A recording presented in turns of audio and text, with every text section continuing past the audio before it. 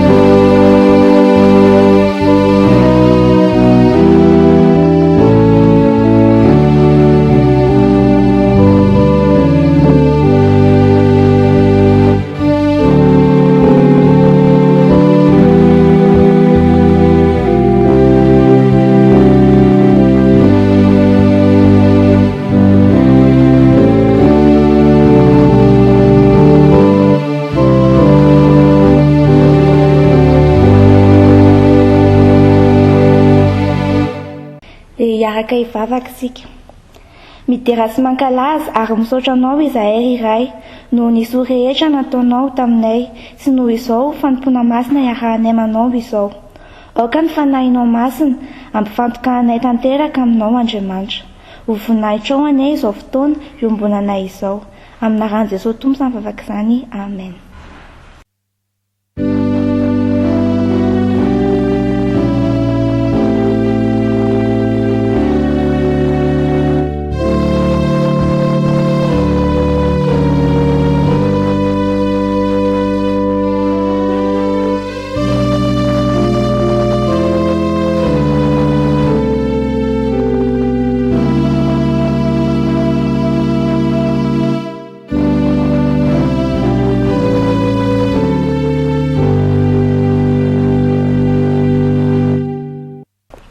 Ira 7:1 andininy voalohany.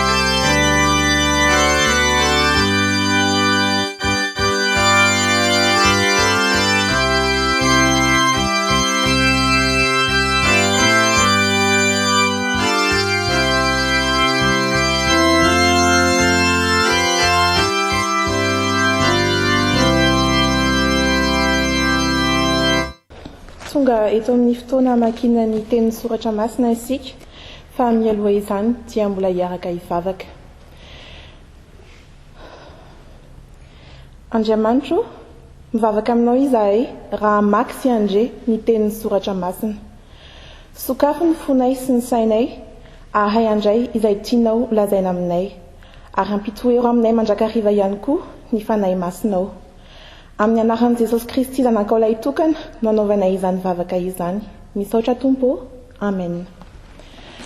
Ny teny izay ovakitsika dia hitantsika eo amin'ny Koritianina voalohany 12 andininy 7 ka hatramin'ny 12. Amin'ny anaran'ny Tompo.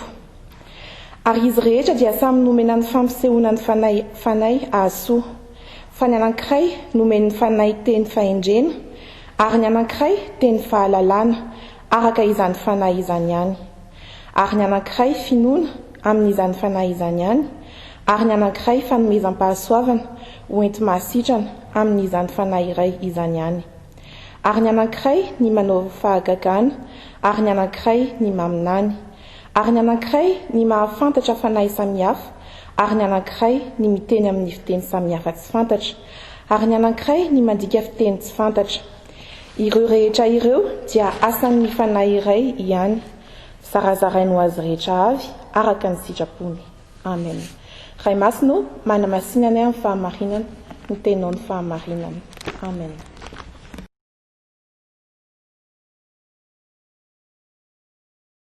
Miarabantsika rehetra rehefa koa malalatra hatrity alarobia ny fanahy masina ity izay fotoana manokany indray andalinantsika mikasika ny fanahy masina sy ny fiangonana.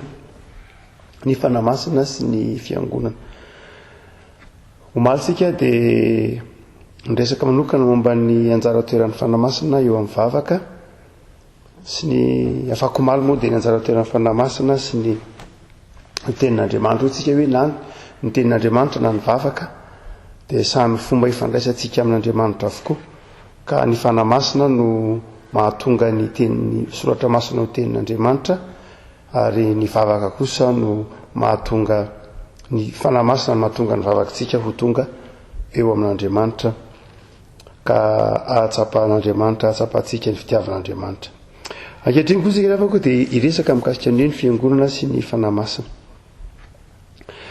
Ny filazantsara masina araka ny lioka mitovy ety amin'ny asan'ny apôstôly ry havana no tena manazava ny anjara toeran'ny fanahy masina, indrindra ny bokin'ny asan'ny apôstôly, fa izay ataontsika hoe mamitina ny fiainan'ny fiangonana sy ny fifandraisan'ny fiangonana amin'ny fanahy masina dia ny taratasy lava no soratan'i Paoly na ho an'ny Koritianina io na ho an'ireo epistily hafa.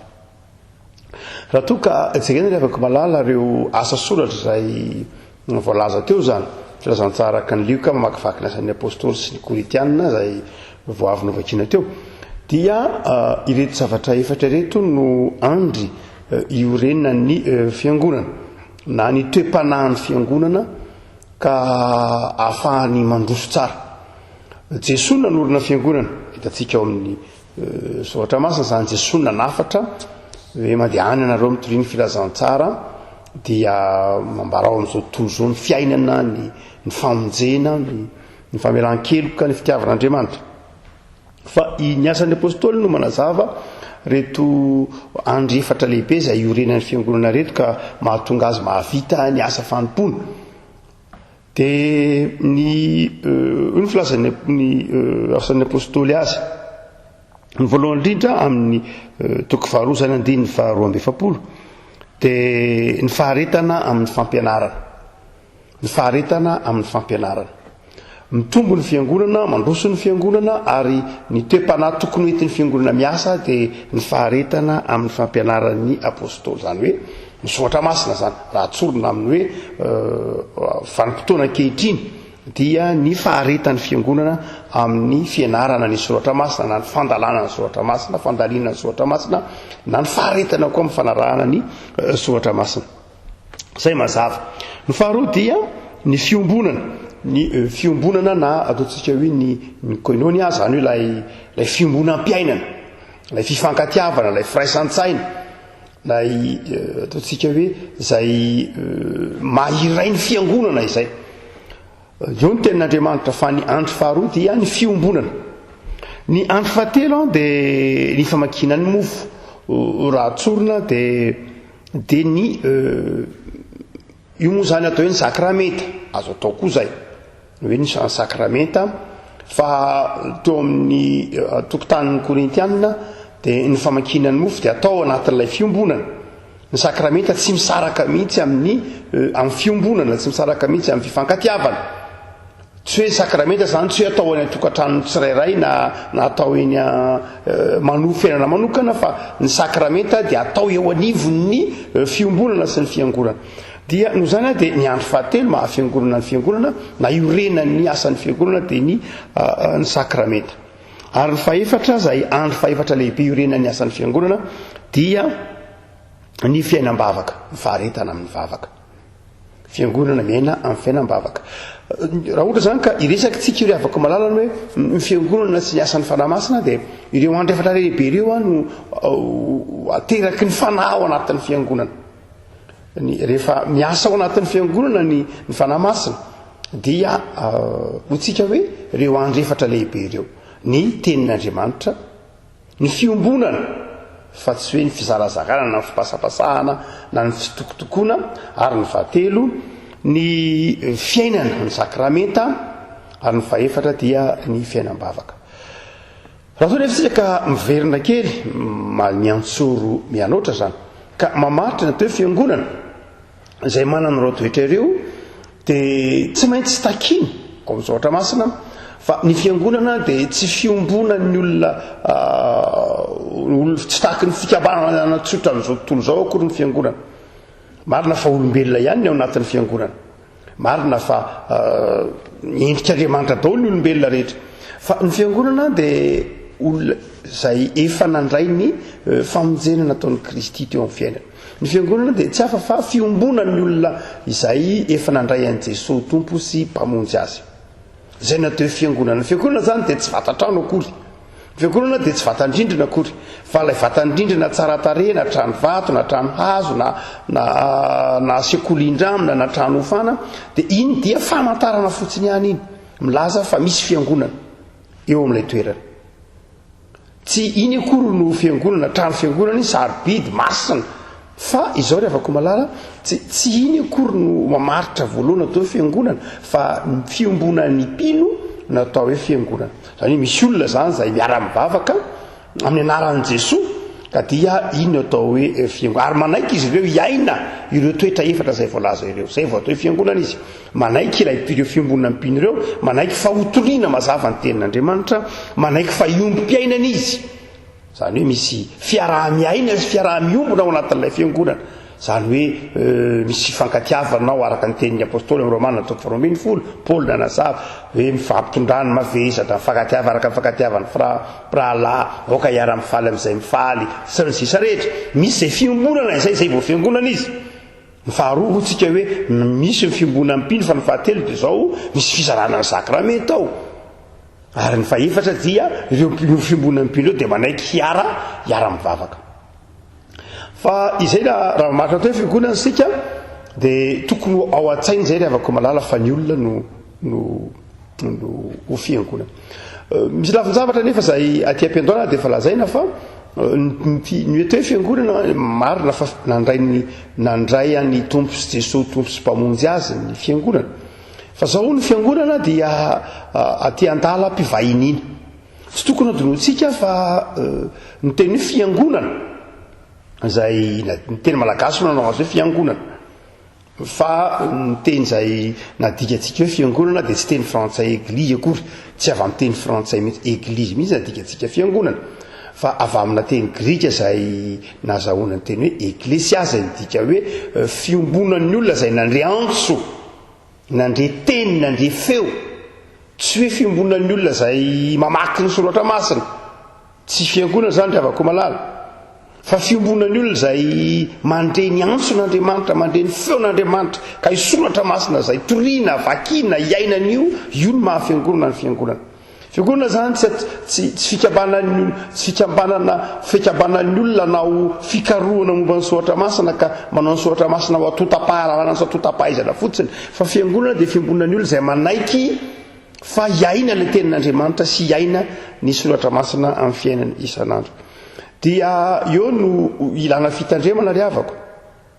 Mazava na fampianarana Martin Luther fa ny fiangonana dia noariny amin'ny ataovy hoe misy faribolana anankiroa lehibe dia ny faribolana lehibe dia misy faribolana kely inona ny Martin Luther amin'ny faribolana lehibe sy faribolana kely zao rehefa koa malala misy zany le fiangonana hita maso fiangonana hita maso dia le olona miara-mivavaka isan'alahady nandavanandro manaraka reo zay andrefatra voalazantsika ireo andaratsara misaotra masina izy mizara sakrameta miombana fiangonana izy ary mivavaka dia manaraka tsara reo andrefatra ireo dia misy fiangonana zany eo toa hoe misy fiangonana eto Ambotadely any Isotra any Lalakely any Betioky any Tuleary misy fiangonana dia misy fiangonana olona mino any iny le faribolana lehibe lay hoe za parefa nasan'ny tompo ao jerena ny resista dia ao ny anara za dia manao atity ao za dia miara-mivavaka ao za manao fanompona ao iny le faribolana lehibe hita maso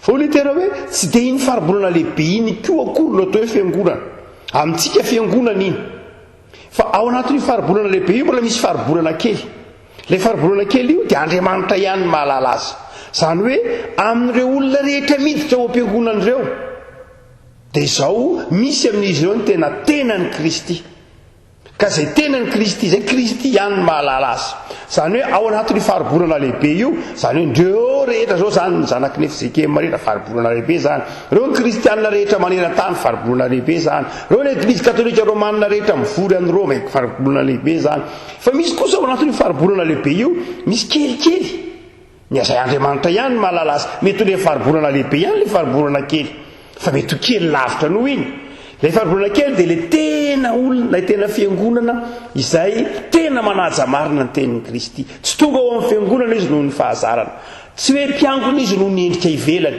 fa Andriamanitra ihany mahalala hoe amin'ireo olona be dia be ao am-piangonana ireo ity olona ity ny tena mandray anjara ny tenan'ny Kristy marina tokoa fa ity anankiray ity kosa dia tonga noho ny antony maro samihafa fotsiny zany hoe Andriamanitra ihany ny tena mahay mamaritra n'ilay faribolana kely io ny dikan'ilay io ny dikan'ilay ao anatin'ny fanekempon'ny apôstôlika hoe mino ny fiombonan'ny olona masina manerana izao tontolo zao zany hoe dikan'io teny io dia ity misy faribolana kely eto amin'izao tontolo zao ao anatin'ilay fiangonana rehetra maneran-tany ilay fiangonana hita maso dia tena eto amin'izao tontolo zao tokoa ny tenan'ny Kristy ka ilay fiangonana ny tenan'ny Kristy ka tsy ilay faribolana hita maso akory ny tenan'ny Kristy fa ilay faribolana kely zay Andriamanitra ihany ny tena mahafantatra azy Andriamanitra ihany no afaka mitsara manao hoe ito olona ito ito kristianina ito ito ny tena tenan'ny Kristy eto amin'izao tontolo zao ary tsy ny olombelona no afaka mantatra ry havana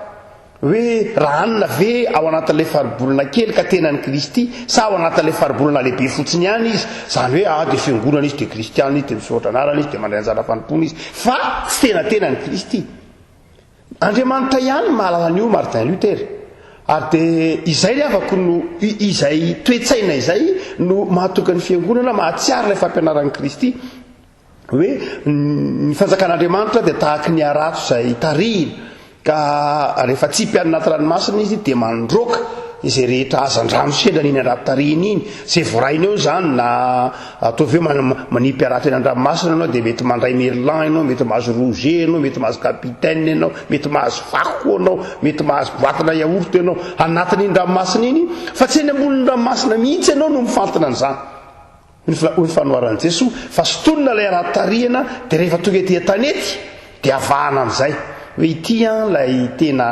izy ity kosa dia tsy iariana na averina anaty ranomasina na tsy ampiasaina intsony na dorana dia ny fiangonana tahak'izay hoy izany eo mifanjakan'Andriamanitra dia tonga ety amin'izao tontolo zao dia tahaka ny ara-tarihana tsy mifidina iza na izy fa mitaonany rehetra hitoriana ny filazantsara ary mitaona ny rehetra andray an' Jesosy Kristy tompo fa ho avy amin'ny fanotompo ihany ny tena mahafantatra amin'ny andro farany hoe ity ny tena ity kosa dia tsy ana ary zay mahatonga fiangonana rehefa ko malala ny fitandreman'ny kristianina mba tsy hatretan'ny kristianina fa ny olona ao anatin'ny fiangonana dia ataontsika hoe ifampitsara tsy zay rehefa ko malala ary ndraindray ny fiangonana mampino azy mandray an' Jesosy tompo sy mpamonjy ny mpino rehetra rehefa kotoka fiangonana fa zao ao anatin'ny fiangonana io dia mety misy olona maro samihafa zay ilaina tezainy ny fiangonana ka tsy atoka fiangonana teny reny koa ve de mba atao zao mparaisina ndraiky anatin'ny fiangonana tahaka zao reny ko ve de mba tokony imendrika ato anatin'ny fiangonana akory reny ko ve ny fiangonana de le faribolana lehibe zay olona mangetaeta iantson'andriamanitra zay olona nandrela iantson'andriamanitra no makao anatin'ny fiangonana zay antson'andriamanitra zay antson'andriamanitra renao tamin'ny fiainanao no fantatrao fa ny antson'andriamanitra tamin'ny hafa tsy renao no zany de tsy afaka mitsara na izy ianao ka miteny iny tsy mendrika fiangonana na izaho ihany mendrika fiangonana an'andriamanitra irery ihany ny tena mahafantatra ao anatin'io fiangonana lehibe io hoe ity ny tena fa zay tonga ao kosa nefa na iza de tsy maintsy hitorin'ny fiangonana filazantsara ary tsy maintsy tezainy iainy areo efatra ireo tenin'andriamanitra ny vavaka ny fiombonana ary ny sakramenta ny zavatra faharoa zay tsara marina amin'ny hoe fiangonana tsika hoe fiombonan'ny olona mino izy fa ny fiangonana de tsy manana fanorenana aty amin'izao tontolo zao ny fiangonana de tsy manam-panorenana aty amin'izao tontolo zao zany hoe ny fiangonana dia ny fototra iorenan'ny fiangonana ny tongony ihany eto amin'izao tontolo zao fa ny fanahy ny sainy maha izy azy de ao amin'ny Kristy Jesosy dia nanazava manao hoe nanazava Paoly moa zany nazava ny hoe Jesosy Kristy no lohan'ny fiangonana ny aitsika ary naniratsika ara nira misoratra masina firana valaveposoloanjato Jesosy Kristy no lohan'ny fiangonana fa izao ry afako ny fiangonana tsy tokony ho adinotsika fa ety amin'izao tontolo zao misy ndraitritsika hoe ny tongony fa ny maizy azy tsy ity amin'izao tontolo zao mampatsiaro ny fanontaniana ataon'ny Pilato tamin'ny Jesosy hoy Pilato efa navezana manao afahanao manao zao zavatra be lehibe ataonao zao izy milaza mpanjaka izy ianao mpanjaka marina ve ianao de nazava Jesosy hoe ny fanjakako aketsy eto amin'izao tontolo zao hoe mpanjaka fa tsy eto amin'ity tany kely zara fa misy ity ny fanjakako fa izao rehetra zao ny fanjakako tsy azon'ny Pilato moa zany lay teny fa itsika fiangonana ankehitriny mahatakatra azy hoe ny fiangonana de tsy manam-panorenana aty amin'izao tontolo zao ary ny fakapana amin'ny fiangonana afaka malala dia mampanadino zay raha voadin'ny fiangonana raha vantany voadin'ny fiangonana zay hoe ny fanjakan'ny fiangonana de tsy eto amin'izao tontolo zao akory fiasana eto amin'izao tontolo zao izy ity miasa eto amin'izao tontolo zao izy mitaona ny olona eto amin'izao tontolo zao izy fa ity izao tontolo zao ty de fantatry ny fiangonana fa tsy maintsy hifarana amin'ny fotoana dinin'ny fiangonana fa mpivahiny izy de menjera ao anatin'ny fakapana tsy tokony atonona ny teny azahoana ny paroisse ny teny hoe paroika zany hoe ny teny grika nazahoana tsy teny frantsay zany ny teny hoe paroisse fa de ny grika ny dikan'io de séjour zany hoe fivahinina ny dikany teny hoe paroisse rehefa miteny zany anao manao hoe zay de paroisse fampiasan'ny fiangonana protestanta katolika de nampiasan'izay avokoa zay de paroisse diditsika malagasy hoe fitandremana dia izay dia paroisse dia midika hoe fakany teny voalohany teny hoe lay fotoana hivahininy iny ntsony hoe paroisse na paroika zany hoe za zany dia mpivahiny ka tsy tokony atony fiangonana zany fa ny fakany teny hoe ny hevitry ny teny voalohany hoe fiangonana antso fa zao koa lay fivahinina vetivety iny raha ohatra ka mivahiny misy ataovy hoe malagasy ianao ka mandeha mivahiny vetivety any Frantsa de mahazo le antsoina hoe séjour iny antsoina hoe paroisse lay fivahinina voafetra iny avy amin'iny nakana ny teny hoe paroisse no zany de tsy tokony atonony fiangonana mihitsy fa izy dia mpivahiny ety amin'izao tontolo zao ty mpivahiny tsy hanimba zavatra nefa fa mpivahiny zay mitondra fiadanana mandritra lay fivahininy manana antso ty zany ny fiangonana nantsony ny tompo niala tamin'ny maizina tonga amin'ny fahazavana mahagaga amin'ny Jesosy Kristy tompo de mizara izay fiadanana izay mandritra ilay fotoana izay voafetra fakapanan'ny fiangonana no raha vao mieritreritra mandrakariva fahefana eto amin'izao tontolo zao izy fa ny fahefana zay men'Andriamanitra amin'ny fiangonana de ny tenin'Andriamanitra ary tena fahefana ry havana ny tenin'Andriamanitra satria ny tenin'Andriamanitra tsy tenin'olombelona fa tenin'Andriamanitra ary meloa ny tenin'Andriamanitra de izao ny fanahan'Andriamanitra miasa ao anatin'ny fiangonana sy eo anivon'ny fiarahamonina ary zay mahafahefana ny fiangonana rehefa ko malala andeha arsika rehefa vitsy zay savaranonando amin'ny akapobe momba amin'ny fiangonana zay hoe ny fiangonana de Jesosy Kristy tompo no nanorina azy amin'ny lafiny hoe ny famonjeny ny fitsakanany tamin'ny matsy ny farisean'ny fahafatesana no toriny ny fiangonana ny fiangonana tsy mitory fahalalana, ny antom-pisian'ny fiangonana tsy mitory fahafantarana, zava-dehibe ny fahalalana, ny fahendrena, zava-dehibe ny filozofia, zava-dehibe ny ataontsika hoe na isoratra masony koa aza. Fa azon'ny olona rehetra atao mamaky ny soratra masony ry afaka malala. Be dia be ny toeram-ny université eto ambonin'ny tany tsy kristianina fa mamaky baiboly izy. Be dia be ny université sy ny ivim-pikaroana maro eran-tany mieritreritra amin'ny baiboly tahaka ny boky tranainy ihany dia mamaky azy tahaka ny littérature tranainy. Fa ny fiangonana ry avako malala tsy zay. Ny fiangonana dia ny tena torian'ny fiangonana dia Jesosy Kristy Tompo, zay ambarany io baiboly io, ambarany io soratra masina io. Noho zany dia ny fiangonana dia velona satria Jesosy velona. Ary rehefa velona ny fiangonana dia mizara fahavelomana amin'izay manodidina azy izy. Inona no anjara toeran'ny fanamasina ao anatin'izay tompo-maso akapoben'ny atao hoe fiangonana izay? Inona no anjara toeran'ny fanamasina? Zavatra telo ry havako no anjara toeran'ny fanamasina ao anatin'ny antsoina hoe fiangonana.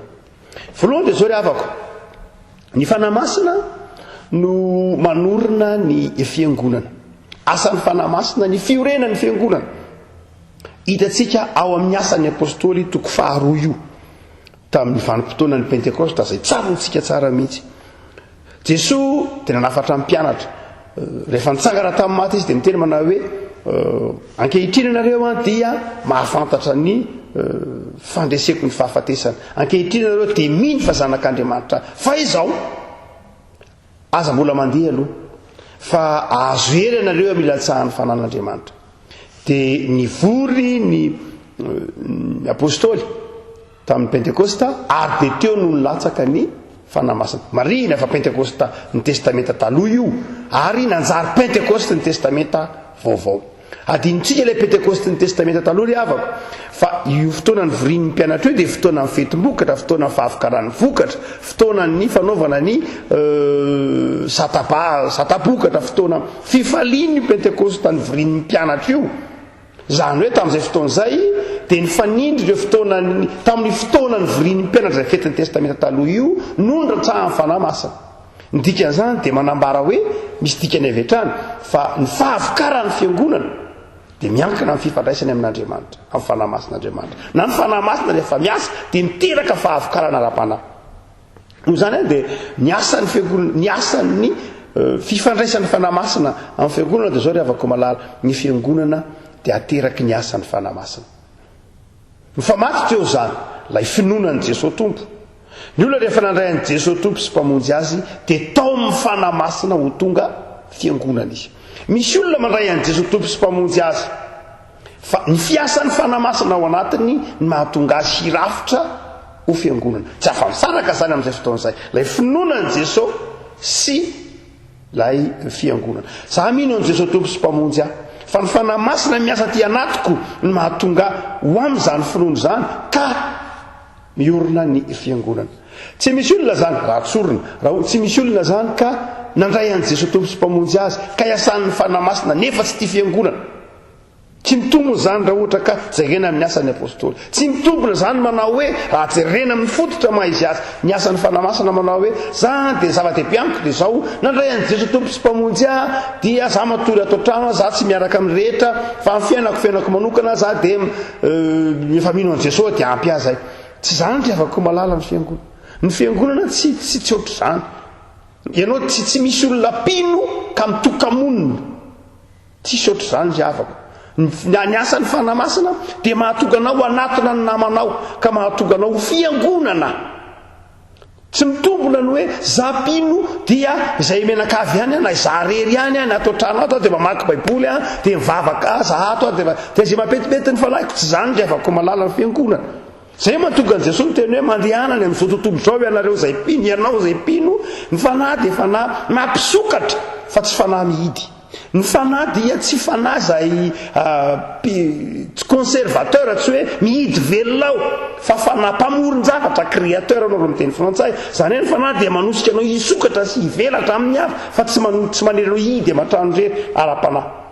Noho izany dia hotsika manao hoe ny fiorenan'ny fiangonana dia tena asan'Andriamanitra. asan'ny fanamasina. Zay ny voalohany dia afaka malala amin'ny toerana rehetra zay misy fiangonana zany dia aza eritreretina ho olombelona no nanorina azy, aza eritreretina ho olombelona nanorina azy. Izay dia efa mety ho mandrava na azo atao hoe tsy mety fa mandrava mihitsy ny fieverantsika ny fiangonana ho atsika,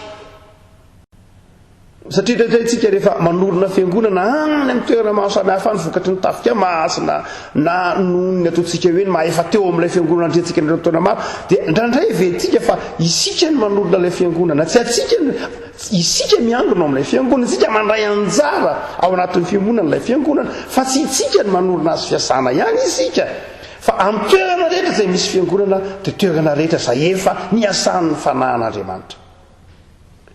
No zany dia mantsika manao hoe manova ny fijerytsika avy hatrany ny fiangonana zany ka mahatonga antsika manana fanetretena eo anatrehan'ny fanahin'Andriamanitra, fa matoa misy fiangonana dia misy fanahy masina. Fa olevako malala ny asan'ny fanahy masina izay ao anatin'ny fiangonana dia izy mameny fanomezam-pahasoavana.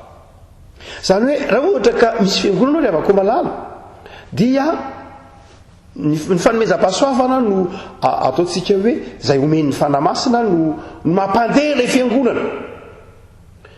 Atao hoe tahaka ny fiarakodia anankiray, apetraka ilay fiarakodia mitsangana zan'ilay fiangonana, misy olona zay niasan'ny fanahy masina atao kanino ny Jesu Kristy mpamonjy azy ka mirafitra amin'ireo andro efatra volazantsika ny aloha. Dia zao rehefa koa malala tahaka ny fiarakodia io asiana inona, asiana lasantsy na gazoalina vao mandeha. Dia tahaka izay koa rehefa koa malala ny sary, zany hoe ilay fiangonana dia tsy hoe atsangana fanahy masina indray mandeha dia vita, fa misy rehefa koa malala izay mamelona ny fiangonana io, misy zay angovo mamelona ilay fiangonana io. Zay mahatonga ny hoe fanahy dia fanahy velona, fanahy masina dia fanahy velona, fanahy velona ao anatin'ny mpino.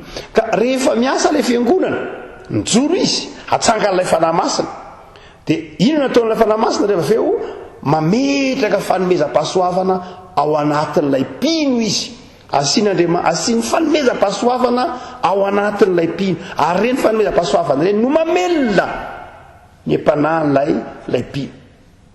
Ary zay mahafinaritra amin'ny Paoly raha maka tsara ny Koritiana itsika rehefa avako malala ny Koritiana faharoa dia toko fahavalo toko fahasivy dia i Paoly ohatra miteny hoe vola. Paoly tsy miresaka mihitsy na indray mandeha aza ny teny hoe vola, fa fahasoavana ny ilazany ny vola, fiasa-pahasoavana ny ilazany ny vola. Zany hoe asehony fa ny vola dia fanomezam-pahasoavana. Raha toka any amin'izao tontolo zao zany any vola dia vola ny ilazany izao tontolo zao azy. Rehefa mividy mofogasy ianao na mofo topaina na haricot vert dia mampiasa vola. Fa i Paoly tsy mampiasa ny teny mihitsy hoe vola ao anatin'ny fiangonana, fa fahasoavana no ampiasaina, na fiasa fahasoavana no ampiasaina, na fitahin'Andriamanitra no ampiasaina. Satria asehony fa ny vola ao anatin'ny fiangonana dia tsy mitovy amin'ny fijeriny zao tontolo zao no atao hoe vola. Amin'izao tontolo zao ny vola dia karama, zany hoe takalon'ny fiezahanao, zay tsy maninona mihitsy, zay ny fotopisaina zay nitezana antsika ny kapitalisme hoe antsy ny asa niteraka ny vola. Fa amin'ny kristiana rehefa koa malala dia tsy zay akory ao anatin'ny fomba fijery, fa ny vola dia fanomezam-pahasoavana, fanomezam-pahasoavana ny vola. Ary satria fanomezam-pahasoavana izy dia avy amin'Andriamanitra, satria fanomezam-pahasoavana izy dia avy amin'ny fanahy masina. Eo rehefa koa malala mahatonga an'ilay tenentsika manao hoe ny angovo na ny hery entin'ilay fiangonana miasa dia tsy afa-tsy akory fa ny hery ny fanahy masina, ary amin'ny alalan'ny fanomezam-pahasoavana omen'Andriamanitra ilay mpino izay avy amin'ny fanahy masina no mahatonga an'ilay fiangonana mandeha. Ny ankatantsika Andriamanitra zany rehefa koa malala dia reto tsy hoe ny fanahy masina no tsy manome fanomezam-pahasoavana amin'ny fiangonana, fa ny fanahy masina amin'ny toerana rehetra izay misy azy dia miteraka fanomezam-pahasoavana izy. Fa izao rehefa koa malala ndraindray ny mpino no tsy mampiasa n'ilay fanomezam-pahasoavana omen'Andriamanitra ao anatin'ny fiangonana. satria tsy inona mipino ny olombelona dia manana zay maha izy azy, manana ny fahafahana, manana fahaleovantenana izy ka ndraindray tsy mety ampiasainy ny fanamasina izy. dia tsika manao hoe ny fiangonana dia mampandeha azy dia ny asan'ny fanamasina. Ny mampandeha azy dia ny fanomezam-pahasoavana. Dia misy karazana fanomezam-pahasoavana maro azy izay omeny ny tompo, omeny ny fanamasina ny fiangonana, omeny mpitoroteny izy. Tandrify ilay hoe zao ny andro voaloha mahafiangonana dia ny fiainana ny tenin'Andriamanitra. Dia asian'Andriamanitra mpitoroteny ao, fanomezam-pahasoavana izany. Asian'Andriamanitra mpaminany ao, fanomezam-pahasoavana izany. Asian'Andriamanitra mpampianatra ao, fanomezam-pahasoavana izany. Faharoa, tsika manao hoe ny andro faharoa dia zao ny fiombonana sy ny fifankatiavana. Zay le koinonia.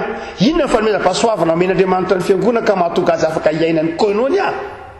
Dia ny vola mikarena omeny ny mpino. Amin'ny alala ahoana moa no ahafahampino miara mitonga ny mavesatra, ahoana ny mahatonga ny mpino hiaraka miaina fiombonana raha tsy omen'Andriamanitra fanomezam-pahasoavana amin'ny alalan'ny vola, ny faharena, ny fahaizana manasitrana. Ny antony ny antony hanomezan'Andriamanitra ny fanomezam-pahasoavana ho mpanasitrana ny avako malala ao anatin'ny fiangonana dia hiaina n'ilay fiangonana ilay koinonia, ilay fiombonana.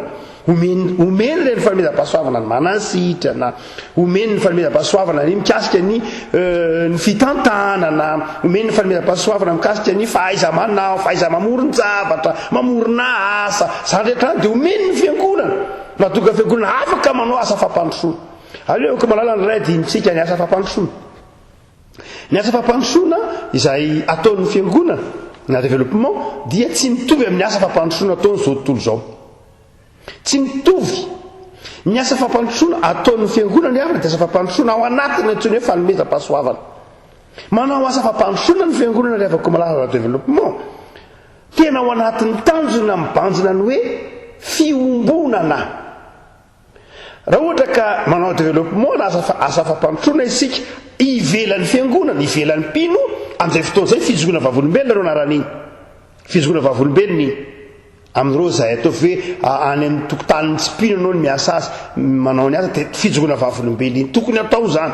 Fa tokony misy koa ny développement na ny asa fampandrosoana ao anatin'ny fiangonana. Zay mahatonga antsika ny hoe manangana hôpitaly mba hitsabona ny kristianina, dispensaire hitsabona ny kristianina, manangana sekoly hipenarana ny zanaky ny kristianina. Akoatran'ilay hoe fijoroana vavolombelona, raha manao sekoly tsika zany dia mandray roa, raha manao asa fampandrosoana tsika dia mandray roa. Misy ilay ato anatiny hanajantsika ilay koinonia, fa misy kosa ilay any ivelany ho an'ireo izay tsy mbola mpino ho fijoroana vavolombelona sy fijoroana filazantsara. Ireo ataontsika hoe dimension na lafin-javatra roa anankiroa momba ny asa fiangonana sy tokony adoroana momba ny développement na ny asa fampandrosoana ry avako malala. Noho izany dia manao izany tsika manomeza fanomezam-pahasoavana izany ny tompo ry avako malala fanamasina mba hahatonga antsika hiaina ilay koinonia. Fa ny fahatelo dia tsika manao hoe ny asan'ny fanamasina rehefa ao anatin'ny fiangonana izy dia miteraka angovo dia inona koa ny fitiavana ohatra hoe ny sakramenta. Ny sakramenta dia omen'Andriamanitra ary ny fanomezam-pahasoavana hahatonga ilay sakramenta ho aina ho an'ny fiangonana. Hoy-tsika hoe rehefa miasa anatin'ny fanamasina, miasa anatin'ny fiangonana fanamasina dia manome fanomezam-pahasoavana izy ary anankiray fanomezam-pahasoavana omen'ny fiangonana dia ny famankina ny mofo, ny sakramenta. Tsy tokony ho adonontsika fa fanomezam-pahasoavana ny batisa, fanomezam-pahasoavana ny fandraisana fanasan'ny tompo sy ireo asa maro samihafa tanterahan'ny fiangonana. Noho izany dia omen'Andriamanitra ny fiangonana daholo reny rehetrareny ahatonga ilay fiangonana ho velona, ho andriorenina ny fitiavan'Andriamanitra. Fa ny fara izay hotsika resantsika manao hoe ao anatiny hoe fanomezam-pahasoavana izay resan'ny Paoly tamin'ny Korintianina teo ka mifamatotra amin'ilay andro efatra. Hotsika hoe ny andro efatra farany dia ny fivavahana. Dia ny fanamasina izany ry avako malala. Rehefa miasa ao anatin'ny fiangonana izy dia manome fanomezam-pahasoavana ka manome fanomezam-pahasoavana mahatonga ny olona ho tia vavaka. Dia mametrahary fanontaniana ho anao any tokantrano mora kely. Inona ny fanomezam-pahasoavana omen'Andriamanitra ny fiangonana ka mahatonga ny fiangonana ho tia vavaka? Ataovy ohatra hoe ny fahaizana ny hira dia omen'Andriamanitra fanomezam-pahasoavana ilay fiangonana. Ny hira zany dia avako malala ao anatin'ny fiangonana dia fanomezam-pahasoavana. Omeny ny fanamasina ilay fiangonana ka mahatonga azy hioti vavaka atao ve mpamalakira daholo ny ray trano ao anaty fiangonana ohatra zany atry dia mba manahoana moa zany fa men'Andriamanitra talenta be dia be afaka malala misy mazava ho azy misy moa zany hoe mety ho mpamalakira ohatra amin'ny pastery fa ny zavatra mitranga dia zao samy manana fahamezam-pahasoavana tsika menakafo fa izay toe-javatra izay zay teneny io koa manao hoe naharitra tamin'ny fivavahana famakina nofo sy ny fivavahana mahatonga ny olona maharitra ny fivavahana satria misy olona men'Andriamanitra fanomezam-pahasoavana tamin'ny alalan'ny fanahiny dia mahatonga ilay fivavahana mendrika ny voninahitran'Andriamanitra tsara mahatonga ilay teny mpanao salamo teny tsara ny mideran'Andriamanitra satria misy olona men'Andriamanitra fanomezam-pahasoavana hihira hitendry zava-maneno handamina ny handamina ny fiainam-piangonana mbola vorary ny fotoam-pivavahana ilay avako malala milamina tsara ny fotoam-pivavahana ny fanomezam-pahasoavana dekolna dia fanomezam-pahasoavana zay natao handamina ny fiangonana mba hatonga ilay fiangonana milamina tsara rehefa miangona milamina tsara rehefa mivavaka misy fanomezam-pahasoavana omeny ny fanamasina ny fiangonana zany mahatonga ny fiangonana ho tia vavaka sy maharitra mivavaka sy ny hira ihany fitendrena zava-maneno fandaminan-draharaha ny fanadiovana zany dia misy talenta isan-karazany itsika masy indraindray avako malala mieritreritra hoe mandeha ho azy ny fiangonana io fa io tsy misy hafan'ny fiarakodia izay resahana teo dia indraindray le vatan'ilay fiarakodia ihany no hitatsika dia iny ihany no tena everitsika ho tena tsara tare mihitsy tsara tare lay vatany dia hoe tsara tare izy fa tsy hitatsika fa bokotra kely anankiray ao anatin'io fiarakodia io dia ampy tsy hampandeha io fiarakodia io bokotra kely anankiray ao anatin'io fiarakodia tsara tare io dia ampy tsy hampandeha io fiarakodia io zavatra tsy ampoiziny atao hoe asa tsy fantatro ny hoe inona mety fitaovana kely ao anatin'io moteur io ka rehefa esorinao dia tsy velona na dia tsara tare sy mendrika be jerena ty ivelany azy dia tahaka izany dia avako malala tahaka izany ny fanomezam-pahasoavana Paoly nampitaha azy tamin'ny vatana hoe maso say na tsara tare taky ninona ary ny tarehinao dia esory ary maso raha misy ninona vita eo na tsara taretina ngeda taky ninona ary ny vatanao dia esory ary mivava raha misy ninona vita ao ny apôstôly Paoly raha mahate hijery akory azy no zany dia ny zava-dehibe rehefa ko malala dia ny ahatsapany ny fiangonana fa ny fanamasina rehefa miasa ao aminy dia manome fanomezam-pahasoavana izy dia tsy tokony hitoetra azy zany eto mpamaranana tsy tokony hitoetra azy zany rehefa ko malala nitahotry ny fiangonana miasa mpanaovin'Andriamanitra azy nahoana satria amin'ny fotoana izay anorenan'ny tompon'ny fiangonana dia ny fanamasina miasa ary mbola ny fanamasina ihany no mitahiry ny fiangonana io amin'izay asa tian'Andriamanitra mpanaovina azy eto mpamaranao ia dia reto zavatra roa reto ny fakapanah'ny fiangonana rehefa ko malala reto zavatra roa reto ny fakapanah'ny fiangonana manoloana ny asan'ny fanamasina ny voalohany dia izao atomboka aty amin'ny faran'izay voalaza teo ndraindray fiangonana mety azo ny fakapanahy hifaninana ndraindray fiangonana mety azo ny fakapanahy hifaninana na dia ny fiangonana mifanila sy ny fiangonana ataontsika hoe ohatra hoe ny mahazo fakapanahy anao kopy na andika zay mety akatahaka zay mety ataony fiangonana hafa tena ao anatin'ny fanamasina rehefa ko malala dia tena rano velona izay tena mamelona amin'ny fiangonana ka ny tena antoko-isian'ny fiangonana amin'ny ilan'ny fanamasina azy dia tena mifamatotra amin'ilay toerana misy azy mihitsy ilaina zany ny ametrahan'ny fiangonana fanontaniana amin'Andriamanitra isan'andro ny tena antoko-isiny amin'ny toeran'io ny antoko-isian'ny fiangonana any Turquie tsy hitovy amin'ny antoko-isian'ny fiangonana eto Madagasikara ny antoko-isian'ny fiangonana any Bulgarie tsy hitovy amin'ny antoko-isian'ny fiangonana any Rome ny antoko-isian'ny fiangonana eto Antananarivo tsy voatery hitovy amin'ny antoko-isian'ny fiangonana ny Nosy Belleville tsy hitovy ry havako satria arakaraka ny ilan'ny fanamasina azy ny fanamasina no manorina no fiangonana io amin'ny toeran'io dia ny fanamasina ihany koa no manome zany ny fanomezam-pahasoavana zany hoe ilay fanomezam-pahasoavana omen'Andriamanitra ny fiangonana io dia tandrify amin'ny asa ny fiangonana io dia ny mason'ilay fiangonana zany dia afaka malala tsy tokony ihany ivelany aloha ka miteny manao hoe ary nahoana ary moa zany ny fiangonana any Rome ohatra an'izao fa nahoana kosa zay fiangonana eto Anosy na zay fiangonana eto Toliara tohatra zao tsy avako malala. Tena tokony ho fantatry ny fiangonana mazava tsara. Ny antso dika ny antso etsony ny tompo azy. Inona moa ny antom-pisindry avako. Fa nandray izy azo fakapanaka hakatahaka ny hoe zay koa mba te ho toka ho ny fiangonana tany Korinto manao hoe zay mba te ho toka ny fiangonana tany Galatia tsy mety. Raha fiangonana Madagasikara fe miteny hoe zay eto Madagasikara mba te ho tahaka ny fiangonana any Frantsa dia ny Frantsay tsy hitanareo ka mahazo anay zay raha mba te ho tonga ohatranareo. Na hoe amin'ny fiangonana aty Afrika manao zay mba te ho tonga ohatran'ny fiangonana tany Europe dia ny fiangonana tany Europe hoe tsy mila mitovy aminay satria samihafa ny toerana samihafa ny samihafa ny zavatra andrasan'Andriamanitra amintsika. No zany rehefa ko malala ny fakapanana fiangonana dia zava-dehibe ny fiombonana fa ndraindray izy mifakatahaka tsara ry havana marina fa fomba fiteniny hoe sofianatra. Fa izao ny tena tokony ho takatry ny fiangonana dia izao rehefa manangana fiangonana eo amin'ny toerana anankiray ny fanahan'Andriamanitra dia ny fanahan'Andriamanitra ihany no nanome ny fanomezam-pahasoavana ao anatin'ny fiangonana io dia ny adidin'ny fiangonana dia mivavaka amin'Andriamanitra mba ho fatany ny fanomezam-pahasoavana ao anatin'ny fiangonana io ary miezaka izy mangataka ny fahazavan-tsain'ny fanahy masina hampiasa ny fanomezam-pahasoavana zay omen'Andriamanitra an'ilay fiangonana fa tsy mitady fanomezam-pahasoavana hafa na iny mbola eo ihany ary hoe mitady fanomezam-pahasoavana hafa fa le tsy mampiasa n'ilay fanomezam-pahasoavana ao anatin'ilay fiangonana mihitsy iny ny tena fahotana hoe omen'Andriamanitra ilay fiangonana ilay fanomezam-pahasoavana nefa tsy hay ilay fiangonana mampiasa azy tsy misy hafa n'ilay hoe nomena ilay talenta nefa tsy nampiasay.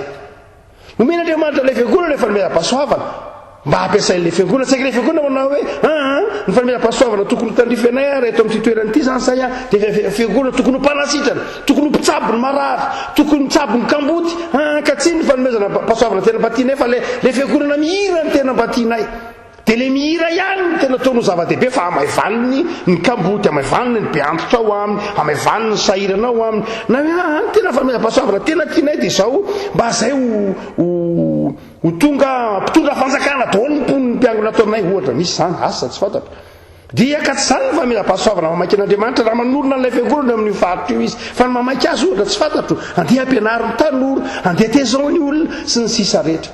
Hoy tsika manao hoe ny fiangonana rehefa malala dia tsy mahazo manadino fa ny fanamasina nanorina azy ary rehefa nanorina azy ny fanamasina dia ao anatiny eo ihany ny fitaovana rehetra tsy mandeha lavitra akory fa ao anatin'ny fiangonana io ihany ny fanomezam-pahasoavana mampandeha azy fa ny fiheverana manao hoe tsy mandeha ty fiangonana ity raha tsy makary ny fiheverana zany rehefa malala dia fialana amin'ny fahatokina ny herin'ny fanamasina izay manome fanomezam-pahasoavana mampandeha ny fiangonana. Heverintsika fa ny herintsika mampandehanantsika ny fiangonana raha vao zay ny herin'ny fanamasina ihany no ahafahan'ny fiangonana mandeha ry havako malala. Noho zany dia tokony mangataka mandrakariva sy miverina mandrakariva fahatokinan'Andriamanitra ny fiangonana ary ahafantatra ny dikany sy ny antom-pisiny amin'ny toerana izay anorenan'Andriamanitra azy izy.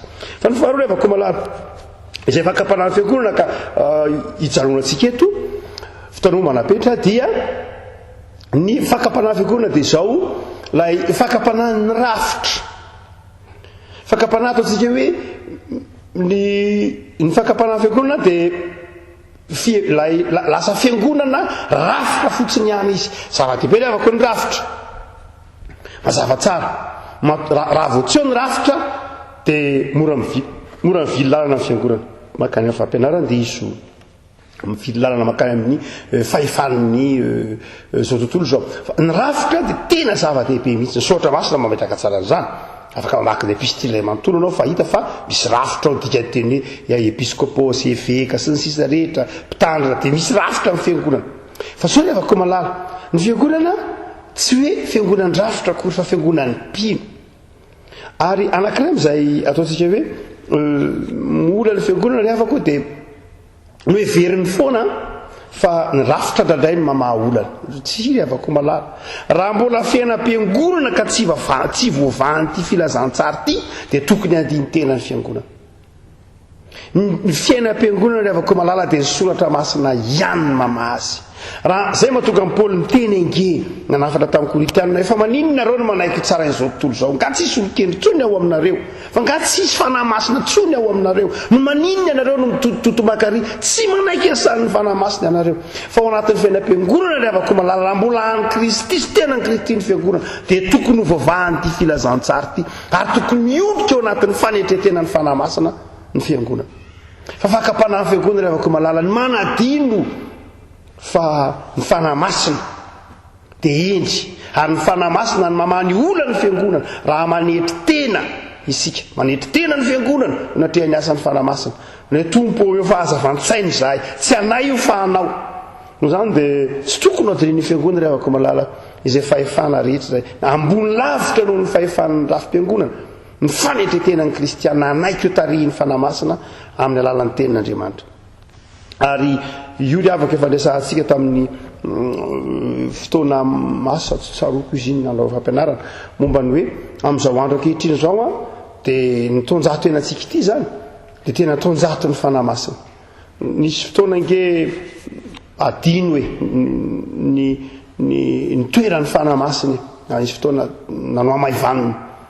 fa ny fanahy masina rehefa malala dia tena Andriamanitra azo ivavahana tsika protestanta moa dia tena mihira totsika hoe avy fanahy io fanahy masina ho enoy zahay ka ny fanekentsika rehefa malala ho tarihiny fanahy masina mame aina vaovao ny fiangonana miavao rehefa malala dia fiangonana manaiky avaozy ny fanahy masina isan'andro ny fiangonana velona ka mahafantatra ny tena antom-pisiny dia fiangonana manaiky anovo hery isan'andro ao amin'ny fanahin'Andriamanitra ivavaka sika ry avako sonanao zay Andriamanitra noho ny fotoana nomenao nay tamin'ity alina ity nafahanay namantatra fa ny fiangonana dia asan'ny fanahinao masina ny manorina azy ary mbola ny fanahinao masina no mitahiry azy amin'ny alalan'ny fanomezam-pahasoavana maro samihafa atosaka ao anatin'ny fiainan'ny fiangonana ka mahavelona azy mahafantatra zay antom-pisiny izay rehetra ireto tompo izay pino efa nandrainao Jesosy tompo sy mpamonjy no fiangonana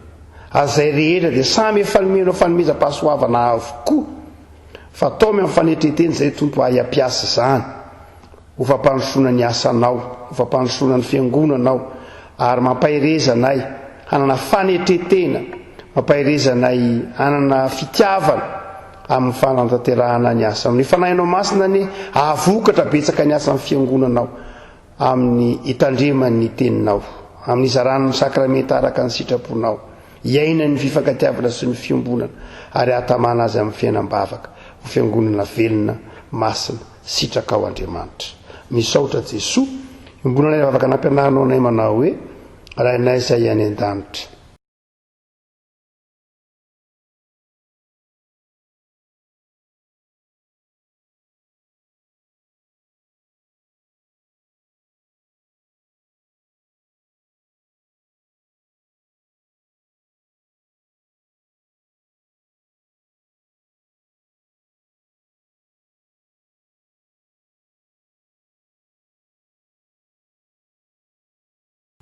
Amen. Raisiny tsodrano ary Jesosy Kristy tompitsika ilay mpiandrodry lehibe izay mitondra-drano fanekena mandrakizay no atateraka anareo amin'ny tsara rehetra no ny sitrapony ka rehefa niatra fahoriana vetivety anareo dia izy no amin'ny mpiorina sy ampitoetra anareo mandehana amin'ny fifalian'i Jesosy. Amen.